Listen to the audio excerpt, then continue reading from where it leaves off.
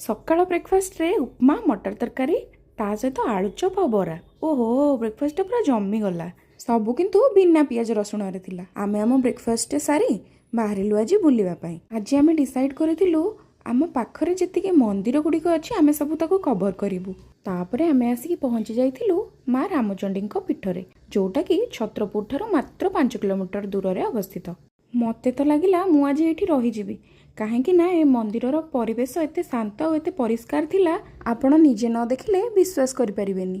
ଯେହେତୁ ଏଇଟା ବହୁତ ପୁରୁଣା ମନ୍ଦିର, ଯିଏ ଯାହା ମନସ୍କାମନା ରଖି ମାଙ୍କୁ ଡାକେ ମା ତାକୁ ପୂରଣ କରନ୍ତି। ସେଇଥିପାଇଁ ଏଇ ଶକ୍ତିପୀଠରେ ବାହାଘର, ବ୍ରତଘର, ଜନ୍ମଦିନ ଆଉ ଏନଗେଜମେଣ୍ଟ କରିବା ପାଇଁ ସବୁ ପ୍ରକାରର ସୁବିଧା ରହିଛି। ଆମେ 2 ଜଣ ଏଇଠି ମନ୍ଦିର ପରିକ୍ରମା କଲୁ, ସବୁ ଠାକୁର ଠାକୁରାଣୀଙ୍କୁ ଦର୍ଶନ କଲୁ।